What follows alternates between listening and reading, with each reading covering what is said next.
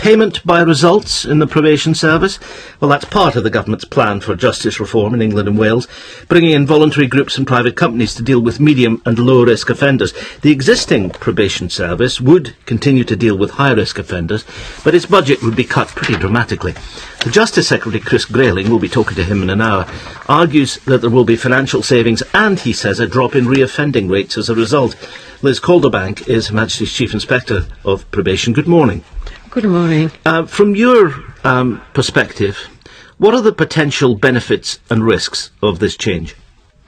Well, they're considerable on both sides, really.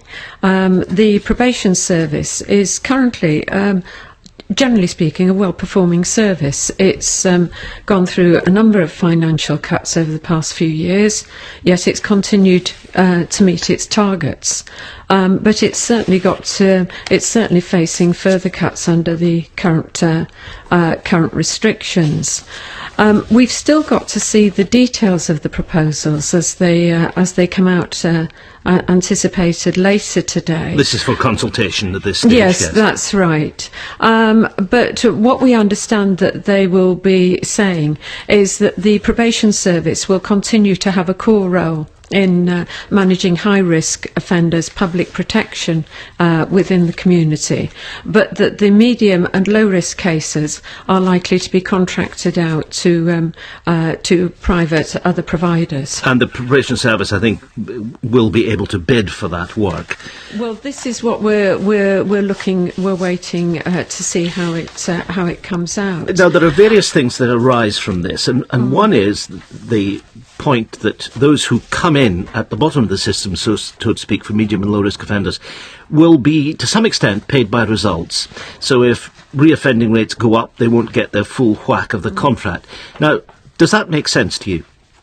Well, to some extent, yes, but there's a kind of essential logic, isn't there, of payment by results. You pay for the outcome that you get. And yet this group of people are the group of offenders, I think, present particular challenges in this. I mean, the first is, how do you define a result? Exactly. If you have somebody who's been convicted of a serious knife crime and then they reoffend by stealing a jar of coffee. Is that a failure or a success? Absolutely. And then the other, I think, challenge that it poses is, the probation service deals with a huge range of individuals, some of whom have very complex and are very difficult, damaged individuals, and who are very difficult to engage in the process of supervising them safely.